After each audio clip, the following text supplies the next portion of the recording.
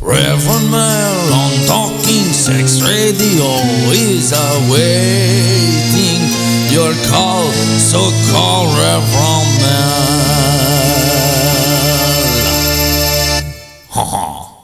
So, I mean, it was only into like almost, I'd have to look at the numbers, but it feels like it was only about 9 months in where we got 10,000 members. Wow. You know, and from there to where we are now, which is like 19 months, 19, 20 months, are we at 270,000. So the growth was really after the first year. Yeah. It's very easy to maneuver around your site. But we definitely have a lot to improve. I mean, FetLife is 10% of what I want it to be. Uh-huh. I can see every single fault in it, so I sit there and say, I'm like, I hate it. It's a piece of shit. And we wake up every morning, saying we need to put all our effort all day to try to fix the site. I mean, I was just in the meeting until it's 11:51 where I am tonight. I would start working at 8 in the morning, and I'm still working now. And then after this phone call, I'm going back to work. So we work our asses off nonstop on the site to make it to improve it. I do understand that one. I own another mainstream cooking and baking site, so we're not even going to go into the name of that right now because. You make cookies? I like cookies. You like cookies? I mean, you make me chocolate chip cookies, you have me. I'm yours forever. You'll be mine forever? That is my kryptonite. So you have a submissive or a slave that you own or that you're involved with, and for all the girls that are out there. I have a girlfriend that chooses to deal with me. She's what? I didn't hear that. I have a girlfriend that chooses to deal with me. She deals with you. I know when you're married to your business, it's really difficult. She is so understanding; it's unbelievable. Yeah. She is definitely the best girlfriend a man can have. She loves FetLife. She's my biggest fan and also my biggest critic. And she knows how much I love the site and how much I want to be successful and achieve my goals. And she's there every step of the way. Was she so I'm there? very fortunate to have met such a great girl. Was she there when you launched the site? She was on FetLife before I met her. I met her at an event here in Montreal. And I met her it's not even a year ago, so about 10, 11 months ago. So she wasn't there at launch, she was there later on, and we met through a common friend. Didn't you just recently have a big event with FetLife in Montreal? Because a couple people that I knew there, they said, one of my friends, Christophe, who was from France, he was going. It wasn't a FetLife event. I know that we somewhat sponsored an event here in Montreal called Kinky Festival. Yeah, that might have been, but he said he went and had a great time. Yeah, Montreal's a good city. It's a great city. So when you play with somebody and you scene with somebody, what is your favorite implement to use? I'm a very private person, madame. Oh, he's not going to kiss and tell. You'll never, ever see me playing in public. Really? No. But do you go to dungeons and observe? I'm a huge, huge voyeur. Ah. My girlfriend and I will walk around and watch and talk. Though, wait a minute, I didn't play in public, but I did my first suspension in public. I met my girlfriend at Bound in Boston a couple months ago in Boston. That was my first full suspension. I also did that same night. I did inverse suspension on her. Ah, so you're breaking out into the public world.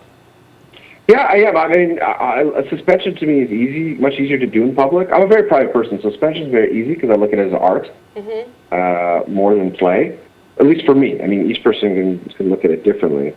Boss bondage is probably a little bit of both. There's a lot of playing while people suspension. I mean, there's a couple of riggers I look up to. I look up to Rigger J. He's the one who's taught me a lot. Because just his teaching style is great. Dove has helped me a lot, and Boss Bondage is the guy who got me into rope to begin with. I just felt like I was always like looked at people who did rope, and I was like, dude, this fuck is boring. It takes 30 minutes to get somebody up, and I'm just like, I got a severe case of ADD. There's no way in hell I'm just gonna like see a shine. When I get the person halfway up, I'm gonna see something glittery, and I'm gonna walk away, and I'm gonna drop them on their head. But then I saw the way Boss Bondage did it and got somebody up in like 2 minutes, and it's extremely dynamic, and I'm like, dude, that's beautiful. So I fell in love with it. So, John, we've only got a couple more minutes before we take a break, but I want to ask you a couple questions really quickly. Okay. Where do you see FetLife going in 5 years? Wow. I hope that it's the tool everybody in the kinky community uses to learn and stay in touch with each other. Fabulous.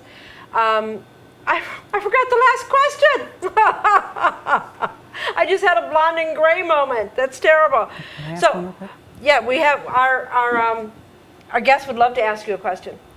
I would like to know just how much of your time FetLife takes. I mean, is it you get up at 4 in the morning and have an idea and have to do something? I mean, is it what's it like? Is it that time consuming? I work about 90 to 110 hours a week. Yep, I understand that one. So I wake up, it depends on how late I go to bed the night before, but I probably take about 8, basically I take off about 8, 10 hours a week. That's the easiest way to look at it. Okay. The last question I want to ask you, this is really not directed a question, this is something that, because you have so many people that are in the chat room that are FetLife members. Is there anything you would like to say to them? You suck. No. You suck! I don't know what to say. You put me on the spot. I love you, man.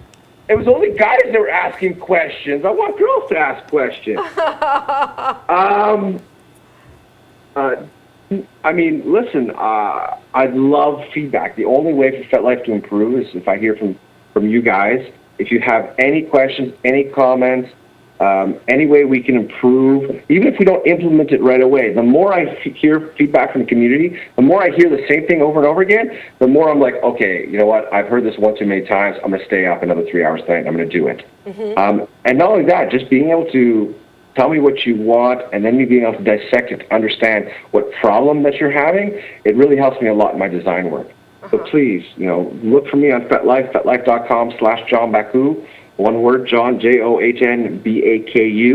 Send me an email. I try to respond to every single email I get. If not, at least I read them. And every single email you send me, impacts the future of FetLife. Basically, FetLife is where it is today, based on all the feedback that you guys have given me. So, I mean, I really just want to thank you so much for the community for allowing me the opportunity to be able to do what I do every single day and not work a boring ass job. So thank you for appreciating my work and the work of the 60 volunteers and James and Mark. And we just announced a new hire today in SLF. So thank you from myself and the whole team. We really, really appreciate it. Wow, I feel like I was giving an acceptance speech. Well, you like my mom, my dad, the little dog, Mr. Big. We are going to be having an award show here on TSR Network next year, and it will be, one of the awards will be for the best guest, so you never know. But I want to ask you, your last name, what nationality is that? Baku's not my last name, it's named my dog. I'm Greek. Greek? The only Greek I know is Skata. See, the beauty of Greeks is we introduced anal sex. It's just Italians introduced it to women. I'd want to gerbil up my ass. I don't understand what cock and ball torture does to you. So to each his own. I'm not here to judge.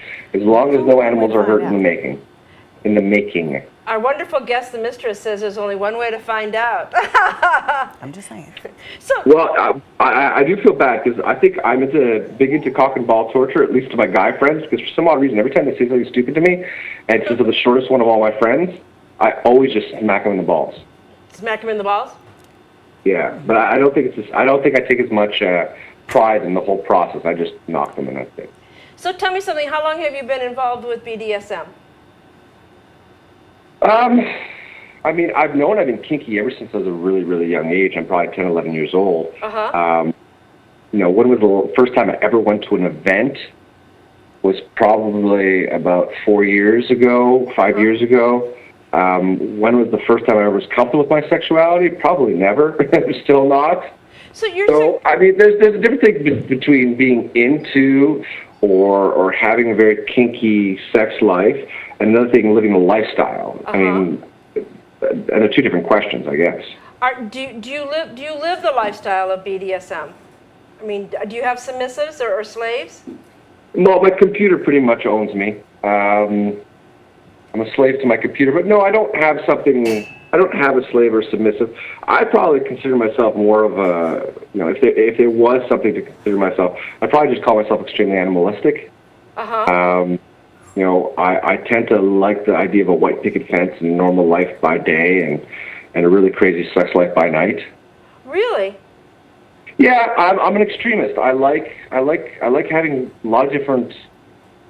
I like change, and I like enjoying different aspects. I could not live it 24/7 personally. Yeah. Because that'd be too much. I think that's a lot of responsibility on the guy's behalf or the girl's behalf, whoever's the dominant or the master in the relationship. And it's not something that. I guess right now in my life, that's not something that I really have the time or energy to be able to do it. I mean, I'm married to FetLife, so I spend all my time on that. Oh, I can understand that. I'm married to TSR Network. We're the very first kink network that has live TV shows, and we'll be broadcasting the recorded shows 24 hours a day. So we just relaunched, and most of our shows are all about BDSM. And we've had people like Jay Wiseman on. He's been on once, and he's coming back on again. Midori's coming on. We have some of the best players here in Los Angeles that are coming, onto the show, and we're having Guy Baldwin coming, November 2nd, I think it is. So you're telling me you had Jay before me? I had Jay before you, honey. I'm just hanging up right about now. But when we get his video up there, you'll hear him talk about. You can find me on FetLife, so you'll hear him say that. Yeah, no, he's a great guy. I was just on a panel with him in New Jersey. And I was introduced before him. Well, each person had to introduce themselves, and I was sitting right next to him, and I had to introduce myself before Jay Wiseman. So I introduced myself as Jay Wiseman. Oh. So, anyways, yeah, I guess you had to be there. It was kind of funny. So how long? I mean, how did you come up with the concept of FetLife? I think FetLife, the concept of FetLife was in the making for many, many years. Back when I was 23, I quit software engineering school, and I decided that I was going to reinvent porn the way it was, and I started something called Baku Boys, which was a gay reality series. Oh, really? Are you bisexual? No, I'm just very comfortable with my sexuality. I tend to get along better with gay people, but I am straight. My father is a very famous hairstylist, so my whole life, I remember since the age of 10 years old, I was washing the floors and washing towels and serving coffee and danishes to the clients. My dad had a huge hair salon, and more than half his employees were gay, so I just was so comfortable around being gay people. So it was supposed to be a straight site, but then I realized I didn't like working with women, so I ended up doing a gay site. Yeah, women are kind of difficult.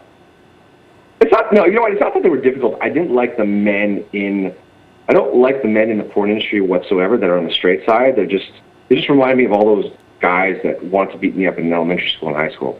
So is there a big porn community in Montreal? I don't associate with the community whatsoever, but I think there was at one time. I think amateur porn was huge in Montreal. I think it was like the second behind LA. Yeah, because Los Angeles is real. We have a lot of porn stars that come onto our show, and that I'm always interviewing. Anita Blue, Lucky Star, Cleopatra was supposed to be on this evening, and she's on the shoot, can't get out of the shoot, and she'll be here next week. And then I don't know if you know of Rude TV, and they they just closed down, and a lot of the people are coming over here to my network, which is great. Wasn't Root TV the same guy? Wasn't it part of Bondage? No. No, it was K-Sex. It was part of K-Sex. Yeah, Badmaster was over at Root TV.